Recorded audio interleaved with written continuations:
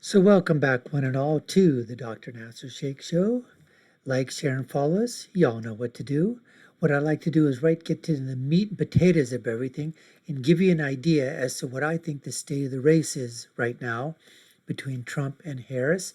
And as you can see here on my map, I have got the race right now at this: 235 for Vance, Trump and Vance, 194 for Waltz, 109 are toss-ups.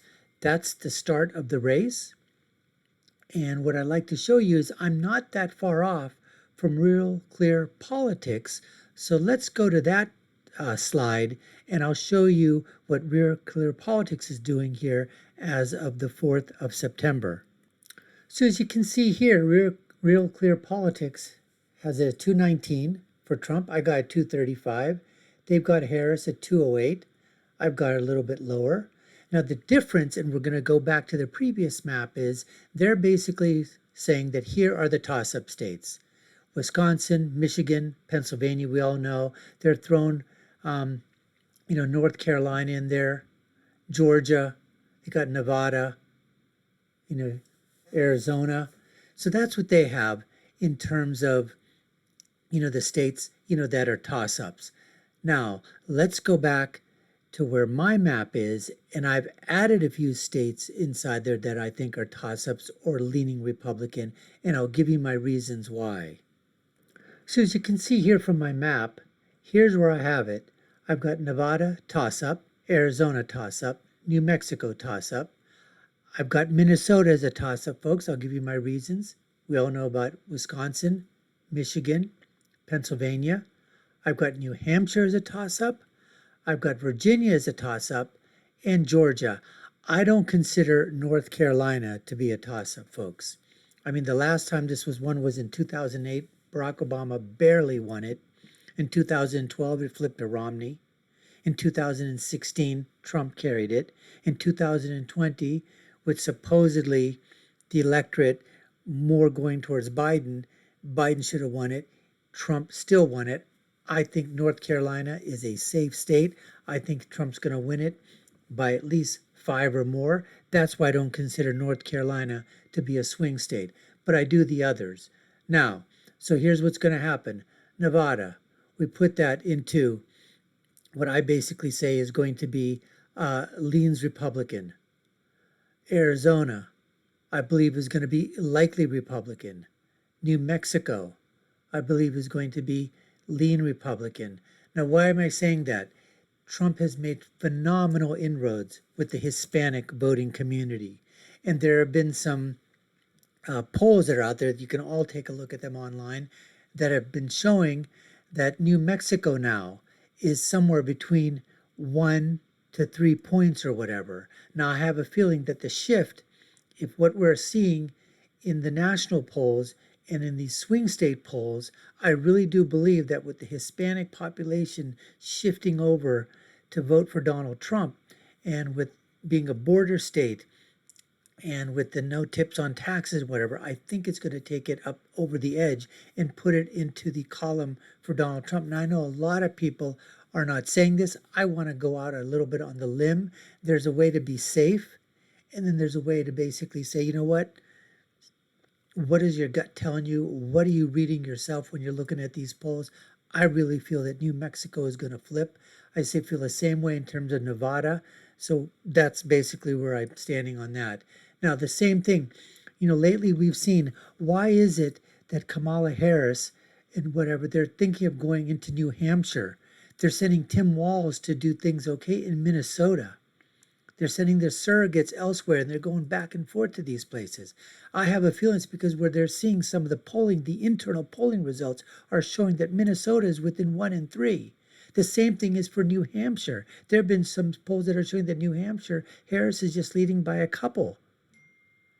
And Trump really almost won this against Hillary. And I think it's the same thing. If he was doing it against Hillary, I feel that same type of electorate is coming out, except the only difference is they've replaced a white woman with a woman of color. And I don't think she's going to do as well in those Rust Belt states or up in New Hampshire, which is why I basically say Minnesota I think is going to be leaning Republican. I think that, like I told you, New Hampshire is going to lean Republican. For that same matter, Virginia, Glenn Youngkin, the Republican Revolution, back which brought him into office, and I think just people up there, especially in the rural areas, just fed up with the last 3.5 years. There have been some polls that are showing, Biden won this by over 10, and there are polls that are showing again, Harris somewhere between 1 and 3, she's up. Folks, I just don't believe that she's going to carry Virginia.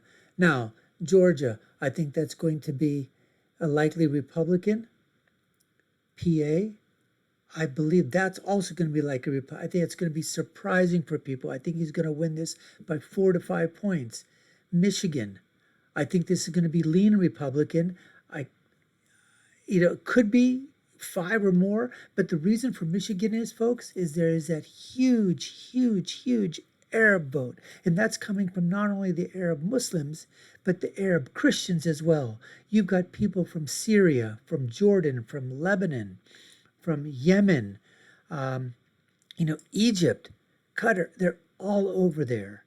And the community probably is around 65 to 70% Muslim Arabs, but there's a huge swath of Christian Arabs over there, and Coptic Christians from Egypt. And then you also have to take a look. There are 2 factions out there. There was the uncommitted, which was being led by a whole bunch of people in the Democratic Party, especially Rashida Tlaib, who's the representative out there in Michigan. And then there's another group that's out there huge, which is what's the abandoned Biden group, but now they're calling themselves abandoned Harris. And that's being led by a gentleman by the name of Dr. Abdul Salam out there. And the differences between the two is that the abandoned Harris group, they don't want the Harris-Biden so-called coalition to win. They don't want Harris to win at all. And they're willing, when you listen to what their group says, that if Trump comes in as a byproduct of that, so be it. They're willing to take their chances for the next 4 years. But their ultimate goal is to not allow Kamala Harris to be elected as vice president, all because of what's happening in terms of the Palestinian Hamas Israeli situation. So I think that's going to be huge, folks. It was over 130,000 uncommitted vote that was there. Where are they going to go? Maybe they're going to go the third party, Jill Stein. Maybe they're going to Cornel West. Kennedy tried to take his name off the ballot, but the Michigan Board of Electors, want to keep that on because they feel that by putting him there, that hurts Trump more than it hurts, Harris. Anyways, I just feel anecdotally, we know a lot of friends, people over there, in that area of Dearborn, Michigan. And from what I'm being told, when you've got Black Americans, especially young Black males, they are not voting for Kamala. And especially young Black males who are Muslim, no way are they voting for Kamala Harris. They're just not going that direction. They're either going to go for Trump, or they're going to, for most of the, the young Black males, they're going to go for Trump. Now, there's others inside there that might go for the third parties. And then I'm looking at the fact that if you take a look at Wisconsin, that also I think is going to be likely Republican. And I just can't see that if Pennsylvania goes, Michigan goes, I just can't see Wisconsin not going. So, folks, when you take a look at all of that and you see what you have, I've got the final tally as Trump Vance 344, Harris Waltz 194, an absolute electoral landslide. And at the same time, it's going to be, in terms of the national popular vote, Trump is going to obviously dominate in terms of that. Now, to give you an idea as to what the betting markets are, let's take a look at that slide, and we're going to go to that right now. So here you see the betting markets on Polymarket, and as of this is September 4th, 2024. Yesterday, this was 51 or 52. So it's gone up 2% now. Now this is going to change back and forth, but folks, this is where people they're putting their money where their mouth is or whatever. All right, so these are the betting markets that's there. Even Nate Silver, who I don't have a lot of, um, confidence in, and I happen to feel that, he's out there now because he was kicked out of 538. So it seems that he's trying to do, his revenge tour or whatever. But Nate Silver basically has it around, 55, 56%, for Trump too. So, there is that. As somebody that was so opposed to Trump, back in 2016. Um, when he was basically saying that there was like an 80, 85, 90% chance of Hillary Clinton, and looking at those numbers, completely wrong. But so far, this is what you see here in the betting markets as of today. This is going to change, as you see here, Trump up 2, Harris down from yesterday. And then if all that doesn't make you start to think as to what's going on, even the internals of the Harris AWOLs. That's right. He's AWOLs, folks. He's AWOL.